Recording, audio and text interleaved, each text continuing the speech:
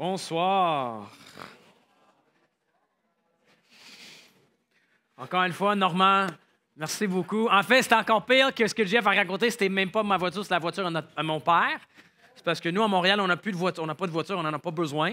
Mais là, j'emprunte à mon père de temps en temps si on a besoin pour quelque chose comme ça. Fait que c'était même pas ma voiture qui faisait ce drôle de bruit. Fait que, en allant au garage, Normand, il entend quelque chose, puis il dit, je sais que c'est quoi ça? Fait que, il est allé le réparer avec un bâton d'hockey. Il est allé chercher le truc qui est en train de comme faire une entrave dans la roue. Il l'a sorti avec un bâton d'hockey. Fait que, quelle est belle la famille de Dieu, puis chacun son rôle et ses connaissances. Et, un vrai Canadien. Oh, et à fond. À fond. Demain, on va utiliser les bâtons d'hockey pour autre chose. Je l'espère. Si tu avais 24 heures à vivre, que ferais-tu? C'est la situation dans l'histoire qu'on va lire ensemble. On va clore notre petit aperçu dans le livre de Daniel, voir un peu comment lui et ses amis ont vécu dans une culture qui était très, très, très opposée à leur foi, à leur culture, à leur religion. Et comme on va voir dans l'histoire, c'est le cas pour Belchatsar. Belchatsar, c'est comme le nouveau roi qui est venu à la suite de Nebuchadnezzar.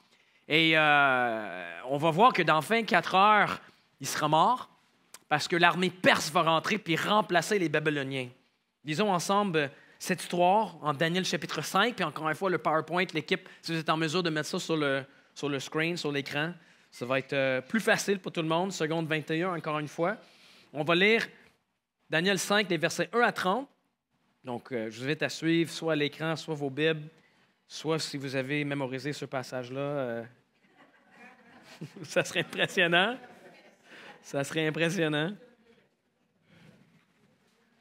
Daniel 5, les versets 1 à 30.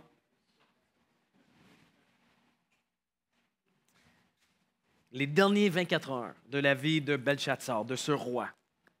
Daniel 5. Le roi Belchatsar donna un grand festin à ses hauts fonctionnaires au nombre de 1000. Et il but du vin en leur présence. Sous l'effet du vin, Belchatsar ordonna que l'on apporte les coupes en or et en argent que son prédécesseur, Nebuchadnezzar, avait enlevées du temple de Jérusalem.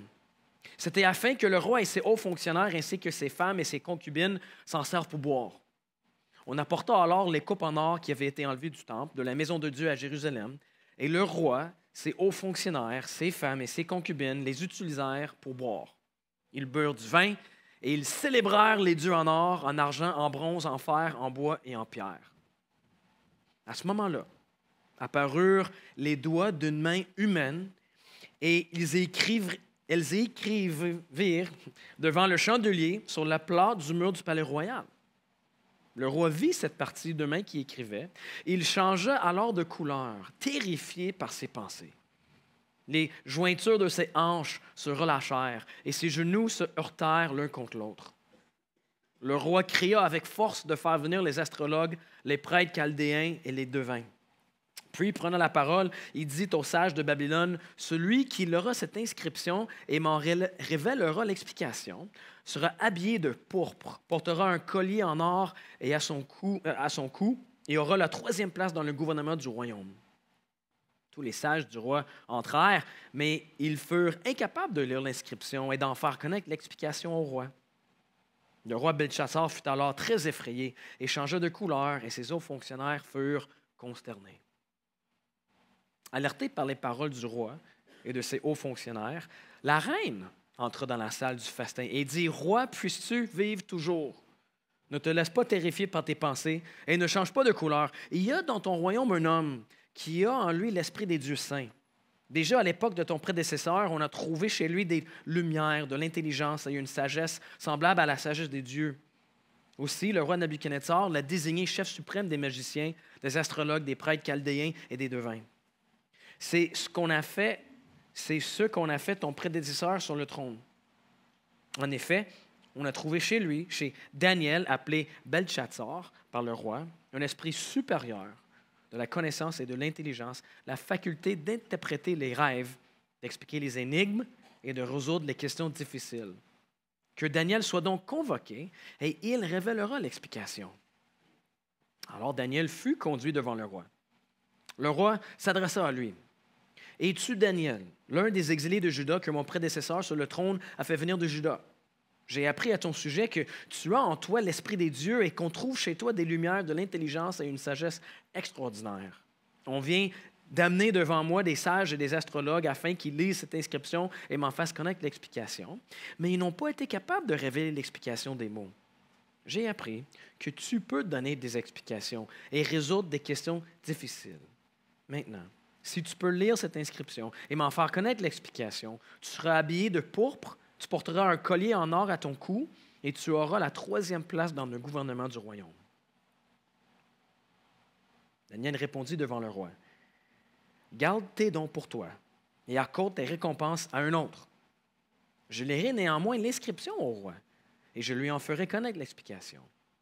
Roi, le Dieu très haut avait donné à ton prédécesseur Nabuchodonosor la royauté, la grandeur, la gloire et la majesté. À cause de la grandeur qu'il lui avait donnée, tous les peuples, les nations, les hommes de toute langue tremblaient et avaient peur devant lui. Le roi faisait mourir ceux qu'il voulait et laissait la vie à ceux qu'il voulait. Il donnait une position élevée à ceux qu'il voulait et abaissait ceux qu'il voulait. Cependant, lorsque son cœur s'est rempli d'orgueil et que son esprit s'est obstiné jusqu'à l'arrogance, il a été précipité de son trône royal et dépouillé de sa gloire. Il a été chassé du milieu des hommes, son cœur est devenu semblable à celui des bêtes et il a habité avec les ânes sauvages. On lui a donné de l'herbe à manger comme au bœuf et son corps a été trempé de la rosée du ciel. Et ce, jusqu'à ce qu'il reconnaisse que le Dieu très haut domine sur toute royauté humaine et la donne à qui il le désire. Et toi, Belchatsar, son successeur, tu n'as pas humilié ton cœur, alors que tu savais tout cela. C'est contre le Seigneur du ciel que tu t'es dressé. Tu as fait apporter devant toi les coupes de son temple et vous les avez utilisées pour boire du vin, toi et tes hauts fonctionnaires, ainsi que tes femmes et tes concubines. Tu as célébré les dieux en argent, en or, en bronze, en fer, en bois et en pierre, qui ne voient pas, qui n'entendent pas et qui ne savent rien. Et tu n'as pas donné gloire au Dieu qui tient dans sa main ton souffle et tous tes chemins. C'est pourquoi il a envoyé cette partie de main qui a tracé cette inscription. Voici l'inscription qui a été tracée. Comptez, comptez, pesez et divisez. Et voici l'explication de ces mots. Comptez, Dieu a fait les comptes de ton règne et y a mis fin. Pesez, tu as été pesé dans la balance et tu as été trouvé léger. Divisé, ton royaume serait divisé et donné aux Mèdes et aux Perses. Aussitôt, Belchatsar ordonna qu'on habille Daniel de pourpre, qu'on lui mette au cou un collier en or et qu'on proclame qu'il aura la 3e place dans le gouvernement du royaume. Et la même nuit, Belchatsar, le roi des Babyloniens, fut tué. Jusqu'ici, la parole de Dieu. Le roi de Babylone est jugé de manière assez intense, de manière assez graphique, et on va voir ensemble qu'il est jugé pour au moins 3 raisons. Sûrement d'autres raisons, mais au moins 3 raisons. Premièrement, pour sa folie, la folie de cette soirée qui est organisée. Aussi pour sa gloire, cette fausse gloire qu'il essaie d'ériger pour lui-même. Et dernièrement, pour ses idoles, devant qui il s'est prosterné en adoration. 3 raisons pour lesquelles le roi de Babylone est jugé, sa folie, sa gloire, ses idoles. Prions ensemble que Dieu nous éclaire lorsqu'on regarde ça ensemble. Seigneur Dieu, on sait que dans ta parole se retrouvent tous les trésors de l'univers. On sait que c'est là où on vient à ta rencontre. Mais aide-nous ce soir, on est fatigué, des longues journées avec beaucoup de bénédictions, mais on est peut-être, moi le premier, un peu distrait.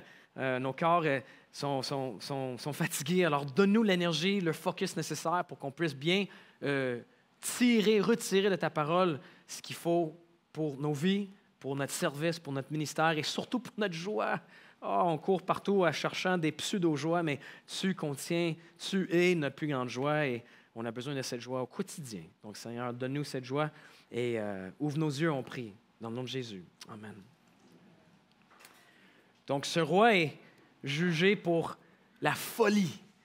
Beaucoup de folie, on pourrait parler longtemps. Encore une fois, je vais garder ça court, mais regardons ensemble le party qu'il est en train de faire dans ces 24 heures. Et peut-être juste important de mentionner que ce qui arrive avec l'armée perse, ce n'est pas une attaque surprise. Ils avaient déjà pris presque toutes les villes babyloniennes. Là, ils sont arrivés à Babylone. Ils sont campés tout autour de la ville et là, le roi, avec ses fonctionnaires et tout ça, font un party dans une espèce de déni. Ils savent déjà que la fin est bientôt, mais au lieu de l'affronter, ils sont dans le déni et ils invitent 1000 personnes pour faire un party hallucinant. Ils invitent les hauts fonctionnaires, les femmes et les concubines du roi. D'habitude, c'est des groupes qui ne se mixaient pas. On a ici, c'est la débauche totale. On voit ici dans ce party le summum de l'opulence, de la richesse et du pouvoir. On a la meilleure bouffe imaginable, on a les plus grands plaisirs imaginables, on a un party tellement luxueux. Donc peut-être en termes modernes, ils sont au penthouse du Ritz-Carlton. C'est avec la bouffe fournie par Joe Beef. C'est avec les grands crus de Bourgogne. Tout plaisir sensuel imaginable.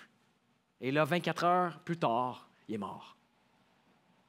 Il n'y a rien de tout ça qui était en mesure de le sauver. Dans le big picture, c'était complètement inutile pour prolonger sa vie. Moi, ça me vient en tête les mots de Jésus où il dit « Pauvre fou que tu es, cette nuit même, tu vas mourir. Et tout ce que tu as préparé pour toi, qui va en profiter? » Ça me frappe ce passage et cette histoire-là parce que tout ce que le roi possède et tout ce qu'il a lu dans son party, c'est toutes les choses qu'on veut, n'est-ce pas? Nous aussi, on veut la plus bonne bouffe et on veut les meilleurs vins et les meilleurs plaisirs. Tu sais, on travaille tellement fort pour avoir ces choses. On donne corps et âme pour avoir juste un petit goût de tout ça dans notre vie. Mais Dieu nous donne ce passage pour nous rappeler de ne pas être impressionné par ces choses, de ne pas être émerveillé par ces choses. C'est comme Daniel. Est-ce que ça vous a frappé comment Daniel réagit quand il rentre? T'sais, il voit tout ça, il voit la splendeur, l'opulence, et qu'est-ce qu'il dit? Il dit, garde tes dons pour toi. Il accorde tes récompenses à un autre. Moi, j'aime tellement Daniel pour ça. Il semble être genre comme immunisé contre tout ça. Ça, c'est beau, un homme qui aime tellement Dieu, il n'est pas attiré par ces choses comme moi. Il voit ces choses pour ce qu'ils sont en réalité, vides et incapables de sauver. J'aime comment il résume tout ça au verset 27. Il dit, « Tu as été pesé dans la balance et tu as été trouvé léger. » Tout ça, c'est léger. C'est pas mauvais, c'est pas péché, mais c'est léger. Dans la perspective éternelle, toutes ces choses-là sont légères. C'est ce que Dieu nous rappelle ici. Je ne sais pas là d'où vous venez, vos quartiers, vos villes, mais j'imagine que peu importe d'où vous venez, il y a un secteur dans votre ville, dans votre quartier, où il y a des très, très, très belles maisons, n'est-ce pas? Chez nous, c'est semblable dans notre quartier, sauf que chez nous, toutes les maisons apparaissent, toutes les triplex sont attachées, puis paraissent toutes d'un même de l'extérieur. Soit que ça vaut 4 millions ou 400 000, ça paraît tout de l'extérieur. Mais là, le soir, quand le soleil est couché, puis tu peux voir à l'intérieur allumé de l'extérieur, là, quand tu marches, tu vois, oh boy, à l'intérieur, et c'est luxueux. Il y a des apparts qui sont très, très beaux, et parfois, pendant que je marche ou que je fais du vélo, disons que je ralentis un peu. Puis je regarde comme un peu trop longtemps parfois. J'observe. J'ai l'impression, en lisant ça, que Dieu me dit, pourquoi t'émerveilles-tu, Brad? Pourquoi t'émerveilles-tu? Oui, c'est beau, c'est pas mauvais, mais tu es en train d'être émerveillé par ça et c'est léger. C'est pas quelque chose qui dure à jamais. Dans la balance de l'éternité, ça pèse rien, tout ça. C'est fou de courir après tout ça. C'est la folie de Belchatsar et ici, il est jugé pour sa folie. C'est un rappel pour nous. On a besoin d'être souvent rappelés de ça. Nos priorités, les choses qui nous émerveillent. Mais Belchatsar, il est jugé aussi pour sa gloire. C'est ce qu'on voit deuxièmement. Dans la section, versets 17 à 24, Daniel explique la raison principale pour laquelle Dieu le juge. Au verset 22, il est reproché pour son orgueil. Tu sais, il dit, ton prédécesseur avait communiqué tout ça à toi. Toi, tu le savais, mais tu n'as rien fait. Tu étais orgueilleux. Mais il est reproché aussi pour quelque chose qui est peut-être surprenant pour nous. Je relis la fin du verset 23. « Tu n'as pas donné gloire au Dieu qui tient dans sa main ton souffle et tous tes chemins. » C'est Dieu qui tient dans sa main ton souffle et tous tes chemins. Mais Belchatsar ne l'avait pas reconnu. Il n'avait pas donné à Dieu la gloire pour toutes ces choses-là. Il a pris le crédit pour lui. Il a gardé la gloire pour lui au lieu de la donner à Dieu. Dans le fond, c'était un peu comme le plagiat. Belchatsar, c'est un genre de plagiat cosmique. Et il est jugé pour ça. Peut-être que vous allez poser la question, c'est une bonne question, mais pourquoi est-ce que Dieu a tellement besoin d'avoir le crédit pour tout ça? C'est quand moi, je donne 5 $ à un itinérant à Montréal, je n'ai pas besoin qu'il se mette à dire « Wow, grand homme généreux, merci pour ce que tu fais, tu es incroyable » et se mettre à faire un défilé avec les... Tu sais, je n'ai pas besoin de ça. Mais Dieu semble vouloir ça.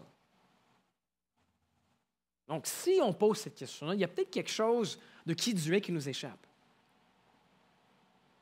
Je vais vous faire lire 2 versets. Tournons ensemble en Isaïe.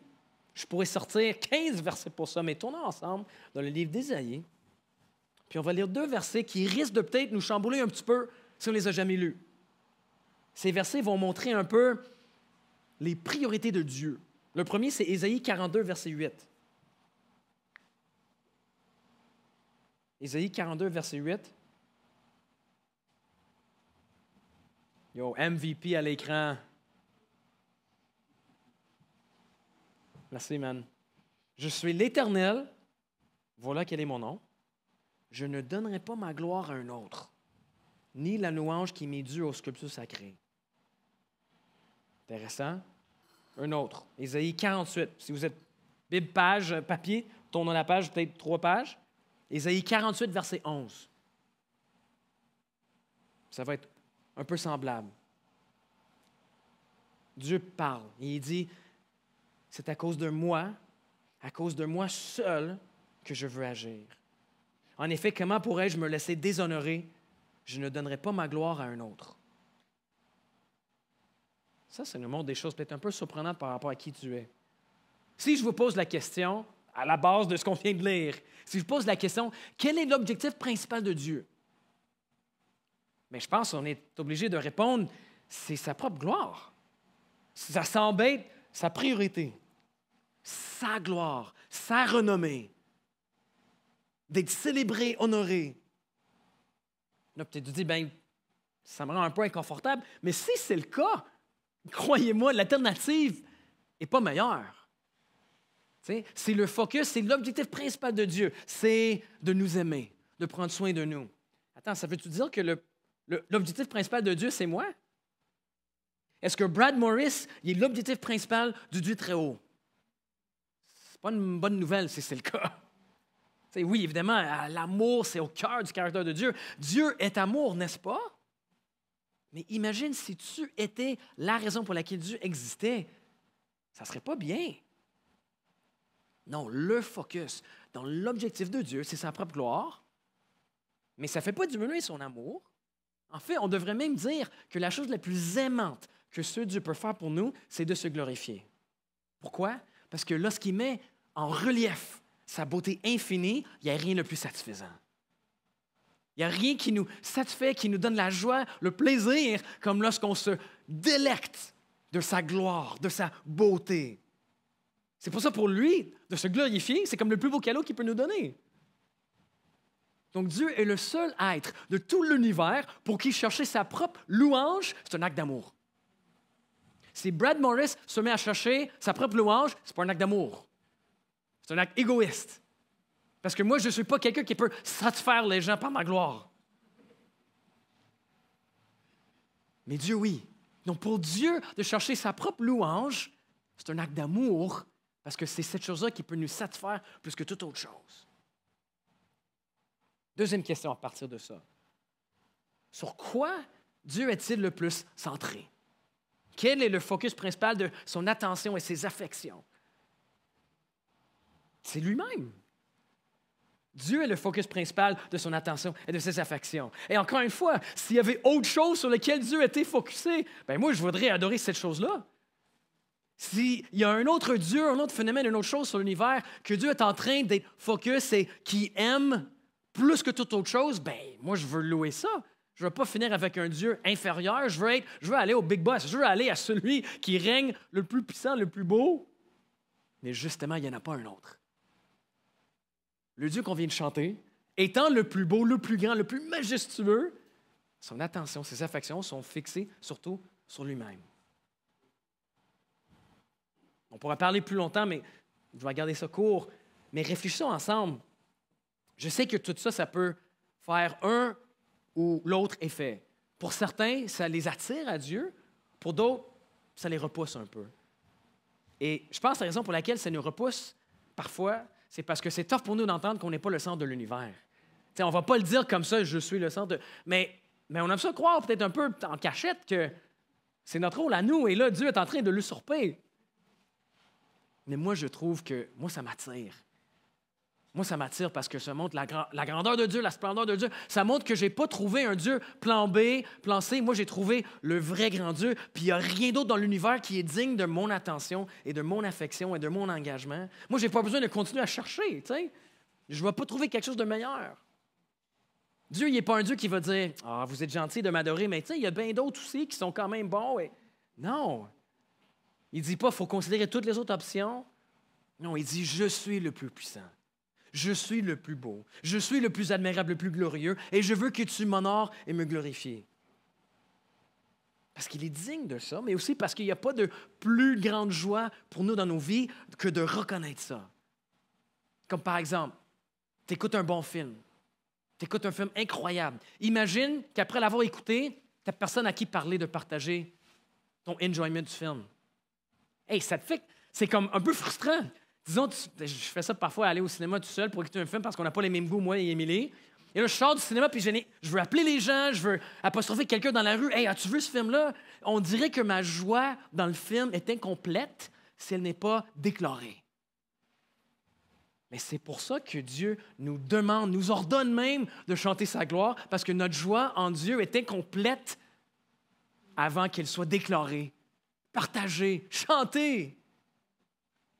C'est pour ça qu'on retrouve dans les psaumes un livre au complet dans la Bible, un livre qui est rempli de commandements d'adorer Dieu. Right? Encore et encore, adorez Dieu, chantez ma grandeur, dites à quel point je suis grand. Non, Dieu, il n'est pas un complexe d'infériorité, il n'est pas triste, il a besoin qu'on lui montre l'estime de soi. Non, c'est pas pour ça. Mais c'est intéressant, 150 psaumes, 150 poèmes qui disent encore et encore, moi, ma gloire, ma gloire, ma gloire, et je t'ai donné ces poèmes-là pour ton bien. Ça, c'est unique. C'est tellement unique. Je prends ça d'un ami, mais imagine si j'allais voir Émilie puis j'ai dit à ma femme, « Chérie, je t'ai écrit 150 poèmes, tout sur à quel point je suis grand et incroyable et beau. Puis je veux te les donner à toi comme un cadeau pour ton bien. Et peux-tu juste me les réciter? Ça va vraiment faire du bien à ton cœur. Hein? » N'importe qui d'autre qui dirait ça, on dit, il est fou, il y a de la démence, il y a un gros péché, mais pour Dieu, ça marche. Parce qu'il est digne de ça. Il est le seul pour qui de faire les gens l'adorer, c'est un acte d'amour. Il est le Dieu unique, et c'est pour ça que Belchatsar, parmi d'autres péchés, est jugé. Parce qu'il ne glorifie pas ce Dieu. Et non seulement qu'il en souffre, il n'y a pas la joie que ça procure, mais il est jugé pour avoir mis le focus ailleurs. Troisièmement et dernièrement, il est jugé aussi pour ses idoles. Plusieurs fois, c'est mentionné à quel point les idoles sont l'objet de leur adoration, puis ça mentionne aussi tout le type de matériaux en lesquels les idoles sont fabriquées. La répétition est censée de mettre le focus sur ça. Le verset 23, c'est « Contre le Seigneur du ciel que tu t'es dressé, tu as fait apporter devant toi les coupes de son temple, et vous les avez utilisées pour boire du vin, toi et tes hauts fonctionnaires, ainsi que tes femmes et tes concubines. » C'est un mépris total pour Yahweh. Il se disait que ces dieux, leur Dieu, était plus fort que Yahweh. Ces dieux sont capables de me protéger, sont capables de me garder en sécurité. Mais là, quelques heures plus tard, quand l'armée perse attaque, on voit que ce n'est pas vrai.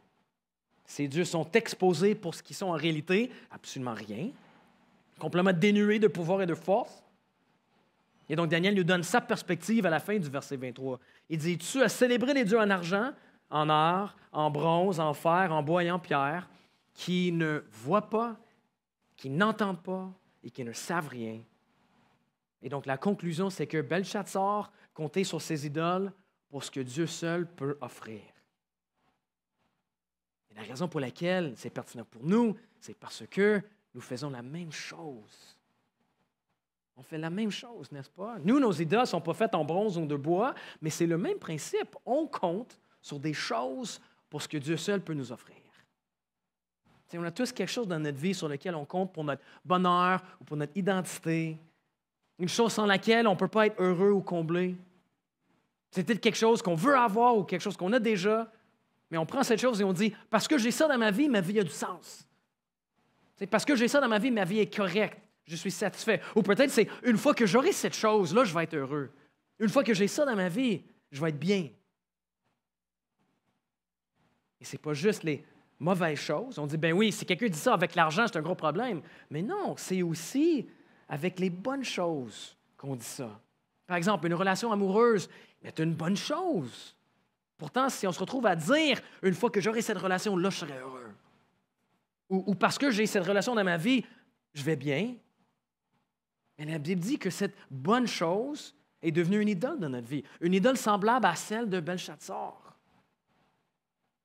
Parce que Dieu est le seul en qui est trouvé le vrai bonheur, le vrai contentement. Et lorsqu'on cherche des choses comme ça, dans les objets créés, au lieu de les chercher dans le Créateur, là, ça devient une idole. Puis en fait, plus la chose en question est bonne, plus la tendance est là. Prenons par exemple la bonne santé. Être en santé, c'est une bonne chose, n'est-ce pas? C'est un don que Dieu nous donne. Mais là, si on a besoin d'être en bonne santé pour être content, si chaque fois on tombe malade, on n'est pas juste frustré, mais comme enragé, on n'est pas juste triste, mais déprimé, et là, ça révèle peut-être que la santé pour nous est devenue une idole. Ou si vous avez des enfants, c'est normal et bien de vouloir qu'ils réussissent dans la vie. Mais là, si on pousse nos enfants à étudier, au point où ils n'ont presque pas de vie en dehors de l'école, ne peuvent pas participer dans la vie de l'Église, si on voit que notre bonheur est lié à leur performance à l'école ou sur une équipe sportive, bien, il y a peut-être là caché une idole. Pour moi, ce n'est pas caché, mon idole. C'est assez évident pour ceux qui me connaissent. Moi, c'est la gloire qui vient quand je joue au hockey. C'est ce qui... Je lutte avec ça, puis j'ai été rappelé de ça il y a une couple d'années.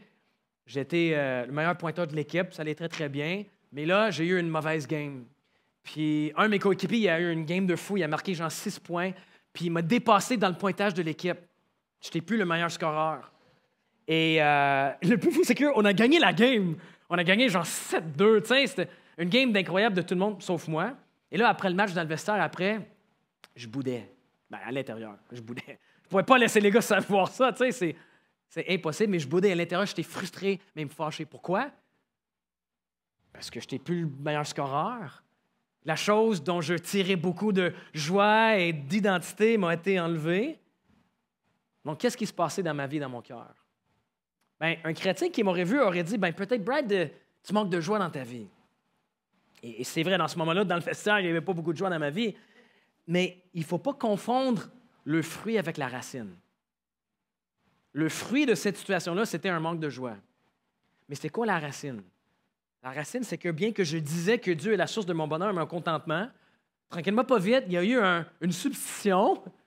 Et j'ai commencé à chercher dans mes accomplissements sportifs, bien que c'est une ligue de bière, mais je cherchais dans cette ligue-là mon bonheur, mon contentement. Je disais, hey, j'ai 40 ans, mais quand même capable de bien jouer et d'être au top de la ligue, malgré le fait qu'il y ait des gars de 25 ans. Je suis devenu très, très fier. Et là, quand ça m'a été enlevé, on peut dire Dieu est notre Dieu, source de bonheur et contentement, mais dans la vraie vie, ça révèle si c'est vrai ou non. Donc, une des raisons pour laquelle c'est tellement important de reconnaître ses idoles, c'est parce que c'est seulement en reconnaissant ses idoles que ça va nous permettre de vraiment changer. Par exemple, disons que vous trouvez que ces temps-ci, vous êtes très irritable. Et vous priez tous les jours, Seigneur, aide-moi, je suis irritable, aide-moi plus patient. Vous priez 1000 fois par jour. Et là, ça ne change pas, vous ne changez pas, vous dites, qu'est-ce qui se passe? Bien, ça se peut que, en dessous de la surface, si vous creusez un peu, vous allez voir que, en ce moment, vous êtes en train de mettre tout votre temps et énergie dans le succès de vos enfants. Ils ne sont pas en train de réussir. Et là, vous découvrez qu'à moins que vos enfants réussissent, vous ne pouvez pas être heureux. Mais là, si c'est vrai, votre problème, ce n'est pas d'être irritable. C'est quoi? c'est d'en faire une idole de la réussite de vos enfants, n'est-ce pas? Il ne faut pas confondre le fruit et la racine. Le fruit, c'est d'être irritable. Mais si on s'attaque juste au fruit sans toucher la racine, on ne va pas changer.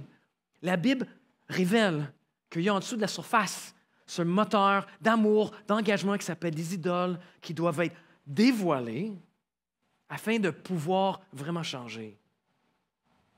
Je vous mets au défi de faire une petite réflexion. Quand vous voyez du mauvais fruit dans vos vies, de vous poser la question, y a-t-il quelque chose en dessous de la surface? Y a-t-il quelque chose qui a pris la place de Dieu dans mon bonheur, mon contentement, qui est en train maintenant de faire pousser ce mauvais fruit? C'est pas mauvais de prier, Seigneur, rends-moi patient. Mais si on ne s'attaque pas à la racine du problème, on risque de voir que c'est très lent, très, très lent comme processus de changement. Donc oui, on a le même problème que Belchatsar. Nos vies sont pleines d'idoles qu'on ne voit pas.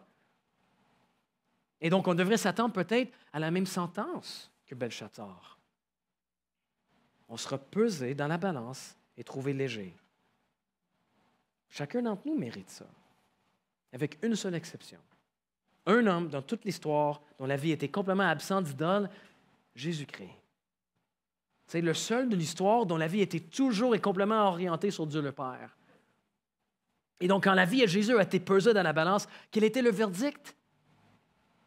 Celui-ci est mon Fils bien-aimé qui a toute mon approbation. Ça, c'est ce que Dieu a dit par rapport à son Fils. Ça, c'est le verdict céleste que Jésus a entendu à son baptême, n'est-ce pas? Mais là, la fin de sa vie, à la croix, lorsque Jésus prend notre place, ce n'est pas le même verdict, n'est-ce pas? Jésus finit sa vie en criant « mon Dieu, pourquoi m'as-tu abandonné? » Qu'est-ce qui se passe? Jésus reçoit le verdict que nous méritons afin que nous recevions le verdict que lui a mérité. Jésus, à la croix, il échange de verdict avec nous. Il prend sur lui le verdict de coupable, le verdict de léger, le verdict de celui qui a passé toute sa vie en poursuivant les idoles. Et si on fait confiance à lui et place notre foi en lui, on reçoit le verdict de fils ou fille bien-aimé qui fait toute son approbation. C'est ce qu'on appelle le grand échange. Et donc, quand tu vois que ce Jésus a fait cet échange-là pour nous, par amour pour nous, bien là, tranquillement, pas vite, on voit quelque chose qui peut éclipser la joie de nos idoles. On voit quelqu'un qui nous aime plus que nos idoles, qui peut nous satisfaire plus que nos idoles. On voit quelqu'un pour qui on veut chanter les 150 poèmes quand on saisit ce qu'il a fait pour nous. Donc, si on voit qu'il y a des idoles qui ont une emprise sur notre cœur, bien, la solution, c'est de trouver quelque chose de plus beau, quelque chose de plus majestueux. Et encore une fois, c'est à la croix, il faut y aller pour saisir et s'émerveiller devant quelque chose qui n'est pas léger, mais le plus beau, le plus majestueux possible. Prions pour que Dieu fasse ça dans nos cœurs. Seigneur, tu nous connais, tu sais à quel point on peut connaître toutes les bonnes choses, mais que ça peut rester dans nos têtes. On a besoin d'être émerveillés par la chose, par les plus belles merveilles, comme ton amour et ta grâce pour nous. Donc, on te demande encore une fois de faire cette œuvre dans nos vies, dans nos cœurs. Je te demande aussi, par ton esprit, de nous permettre de mettre le doigt sur des idoles qui sont dans nos vies, peut-être certaines cachées, peut-être certaines moins cachées, afin qu'en les identifiant, on peut les amener à toi, les confesser et avoir la racine enlevée pour que le fruit puisse changer. Fais-le, Seigneur, pour nous. On veut t'aimer, on veut t'obéir, mais on a besoin de ton aide. Donc, c'est ce qu'on te demande, au nom de Jésus. Amen.